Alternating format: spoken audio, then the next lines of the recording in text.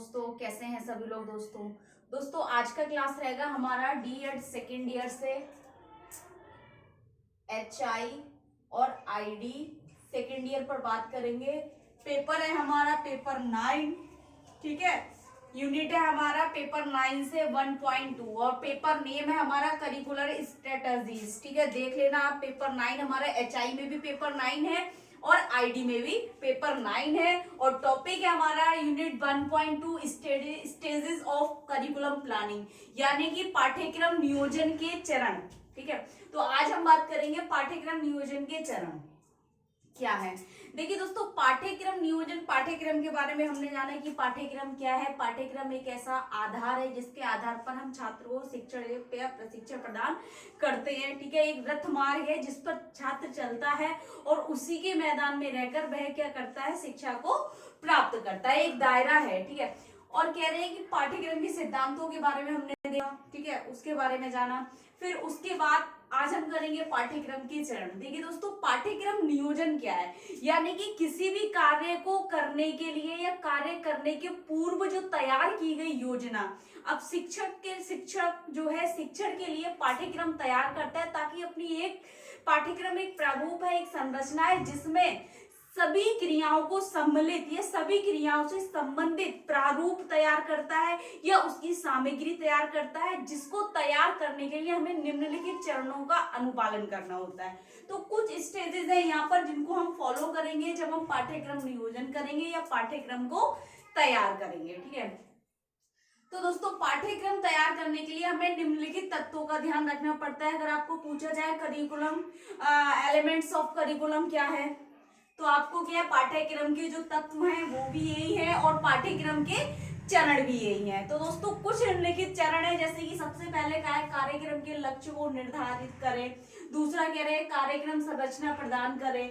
फिर बता रहे हैं स्कूल की प्रशासनिक योजनाओं को अपनाना, ठीक है। सहायक तंत्रों की उपस्थिति, उपलब्ध शिक्षक की योग्यता, विद्यार्थी का परिदृश्य और फिर कह रहे परिवार का सहयोग, धन की उपलब्धता, कार्यक्रम लागू करना। ये कुछ ऐसे चरण है जिनका अनुपालन करते हुए हम क्या करेंगे, अपने कार्यक्रम को या पाठ्य योजना को तैयार करेंगे छात्र के शिक्षण हेतु, ठीक है।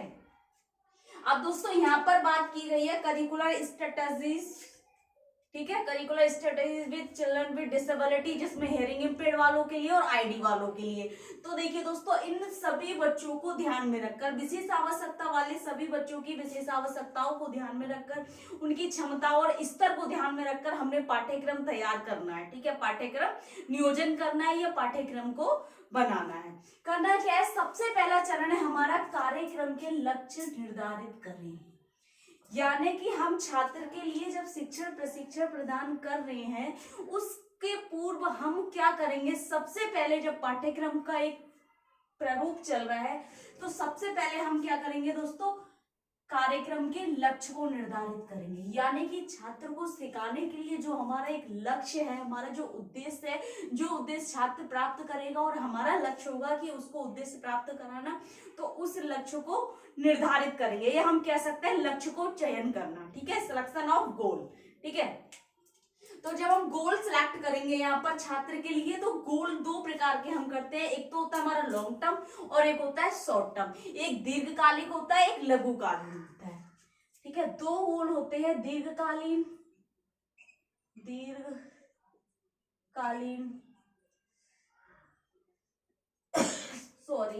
लक्ष्य और लघुकालीन लक्ष्य, ठीक है। ये दो लक्ष्य होते हैं जो कि एक वार्षिक होता है और एक हम कह सकते हैं सेमेस्टर वाइज होता है, एनुअली समझ लीजिए। लघुकालीन हम 3 महीने का भी सिलेक्ट करते हैं, 6 महीने का भी करते हैं। दीर्घ हम क्या करते हैं, वार्षिक भी होता है इसमें और हम अर्धवार्षिक भी करते हैं, ठीक है। तो दोस्तों देखिए, इसमें क्या है, लघुकालीन लक्ष्य जो है शॉर्ट टर्म यानी कि कुछ समय के लिए होता है और दीर्घकालीन एक उसका समय संपूर्ण समय होता है, निश्चित समय होता है। इस समय में हमने ये लक्ष्य प्राप्त कराना है। अब देखिए दोस्तों, इसमें क्या है, कोई एक ऐसा क्षेत्र जिसका हम क्या कर रहे हैं, एक लक्ष्य चयन कर रहे हैं। मान लीजिए हमने यहाँ ले लिया शैक्षणिक शैक्षिक से ले लीजिए, एकेडमिक ले लीजिए, करिकुलर से, को करिकुलर से, कोई भी एक ले लिया हमने, और उसमें क्या करना है हमने, जैसे यहाँ पर व्यवसाय आ गया आपका, व्यवसाय क्षेत्र से हमने यहाँ दीर्घकालीन एक लक्ष्य चुना है, ठीक है, व्यवसाय हेतु तैयार करना। अब शॉर्ट टर्म में क्या करेंगे, लघुकालीन में सबसे पहले व्यवसाय के लिए जरूरत है, अगर हम बात करें जब व्यवसाय की बात होती है तो खरीदारी की बात होगी, रुपया पैसे के महत्व को समझने की बात हो गई, ठीक है, उसका उपयोग हो गया, रेडीनेस हो गया, तो कहीं ना कहीं उनमें से जो विभिन्न उसके क्षेत्र हैं व्यवसाय के क्षेत्र के, उनमें से कोई एक छोटा सा लक्ष्य लेकर हमने लघुकालीन लक्ष्य में चयन कर देना है। तो सबसे पहला हमारा जो कार्य रहेगा, कार्यक्रम के लक्ष्य को निर्धारण करना या कार्यक्रम के लक्ष्य को चयन करना, ठीक। दूसरा आ जाएगा हमारा कार्यक्रम संरचना प्रदान करना, यानी कि कार्यक्रम की संरचना प्रदान करना। जब हम किसी कार्यक्रम को तैयार करते हैं और उस कार्यक्रम को लागू करते हैं तो सबसे पहले हम क्या करते हैं, उसकी एक संरचना यानी कि उसका एक स्ट्रक्चर तैयार करते हैं, ठीक है, जिसमें क्या है, एक विद्यालय है, मान लीजिए एक स्कूल हो गया, ठीक है, उसमें क्लासेस हो गई, ठीक है, उसके टीचर्स हो गए, ठीक है, स्टूडेंट हो गया, ठीक है, टीचिंग लर्निंग मटेरियल हो गया, ठीक है, और हम कह सकते हैं एक टीचिंग इन्वायरमेंट हो गया, ठीक है, अडेप्टिव डिवाइस, असिस्टिव डिवाइस। तो इसमें इन सारी चीजों को संचालन कौन करेगा, तो इसमें आ जाएगा हमारा, जब एक संरचना बना रहे हैं इसमें आ जाएगा हमारा टाइम टेबल, ठीक है ना, समय सारणी आ जाएगी हमारी, ठीक है। तो इस प्रकार से हम क्या करेंगे, कार्यक्रम संरचना प्रदान करेंगे, यानी कि कार्यक्रम को एक रूपरेखा प्रदान करेंगे, उसका एक स्ट्रक्चर बनाएंगे कि किस छात्र को या कौन से क्लास में कौन सा टीचर किस समय में क्या सब्जेक्ट पढ़ाएगा, सब्जेक्ट भी आएगा इसमें, ठीक है, उसमें टीएलएम कौन सा यूज होगा, कौन सी क्लास के स्टूडेंट्स रहेंगे या कौन सी क्लास रहेगी। तो इस तरीके से एक हम क्या करेंगे, कार्यक्रम को संरचना प्रदान करेंगे, जिसमें एक पूरा कार्य हमारा क्या होगा, संरचनात्मक रूप से एक प्रारूप, उसकी प्रारूप बना होगा, ठीक है, जिसमें प्रदर्शित होता होगा क्या कार्य कौन करा रहा है, किस समय पर हो रहा है और किस समय पर समाप्त होना है, कब शुरू हो रहा है, एक उसका समय सारणी के रूप में उसको तैयार करना। दूसरा कह रहे हैं स्कूल की प्रशासनिक योजनाओं को अपनाना। जब हम पाठ्यक्रम नियोजन जब करते हैं या पाठ्यक्रम को तैयार जब करते हैं तो सबसे पहला ये रहता है कि स्कूल के द्वारा, यानी कि स्कूल में जो एडमिनिस्ट्रेशन है उनकी अपनी क्या योजनाएं हैं, क्योंकि हर स्कूल का क्या क्राइटेरिया अलग अलग रहता है, ठीक है, हर स्कूल के अपने अपने नॉर्म्स रहते हैं, हर स्कूल का क्राइटेरिया अलग है, उनके कराने का तरीका अलग है, ठीक है। तो सबसे पहले हमें उन योजनाओं के अनुसार अपने करिकुलम को बनाना है, जो प्रशासन हमें अपने विद्यालय से प्रदान कर रहा है, उन योजनाओं के अनुरूप हमने पाठ्यक्रम तैयार करना है, ठीक है। नेक्स्ट है हमारा सहायक तंत्रों की उपस्थिति। तंत्रों में यहाँ पर अगर हम बात करें तो जैसे कि अभी असिस्टिव डिवाइस या अडेप्टिव डिवाइस आए थे, ठीक है, अगर यहाँ पर अब इंक्लूसिव एजुकेशन की बात करते हैं, क्योंकि आज का ट्रेंड जो है एजुकेशन का इंक्लूसिव एजुकेशन हो गया, समावेशी शिक्षा हो गया है, तो यहाँ पर हमारा स्ट्रक्चर क्लासेस भी हो जाएंगी, स्ट्रक्चर टीएलएम भी आ जाएगा हमारा, ठीक है, स्पेशल एक्सपर्ट टीचर आ जाएंगे यहाँ पर, प्रोफेसर आ जाएंगे यहाँ पर, ठीक है, और हम बात करें तो और भी हमारे स्पेशलाइज्ड अगर हम बात करें तो विशेषज्ञ सभी आ जाएंगे इसमें, ठीक है, और यहाँ पर हमारा टीचिंग लर्निंग मटेरियल आ जाएगा, स्ट्रेसिंग टीचिंग आ जाएंगी, यहाँ पर माइक्रो क्लास आ जाएगा और यूडीएल आ जाएगा हमारा, यूनिवर्सल डिजाइन ऑफ लर्निंग। तो वो सारी चीजें यहाँ पर उपस्थित करना है, यानी कि एक पाठ्यक्रम में हमें इन सभी चीजों को शामिल करना है, ठीक। नेक्स्ट कह रहे हैं उपलब्ध शिक्षक की योग्यता। सबसे ज्यादा महत्वपूर्ण है किसी भी छात्र के लिए, ठीक है ना, किसी भी छात्र के लिए जब हम शिक्षा प्रशिक्षण प्रदान कर रहे हैं तो क्या सबसे पहले हमें ये चीज ध्यान रखनी है, जिस विषय वस्तु को कोई भी शिक्षक अगर पढ़ा रहा है या समझा रहा है, सिखा रहा है, क्या वह उस प्रपत्रता से योग्य है या नहीं है, या हम कह सकते हैं क्या वह अपने अपने सब्जेक्ट में परिपूर्ण है या नहीं है, या अपने विषय से परिपक्व है या नहीं है। तो शिक्षक की योग्यता अनुसार ही हम पाठ्यक्रम में उस शिक्षक को चुनेंगे जिस विषय वस्तु के लिए एक शिक्षक योग्य है, ठीक है। अब जैसे यहाँ पर अगर बात करें एक विशेष आवश्यकता वाले बच्चे की, तो यहाँ पर किसकी जरूरत होगी, हमें विशेष शिक्षक की जरूरत होगी, ठीक है ना, विशेष शिक्षक आ गया।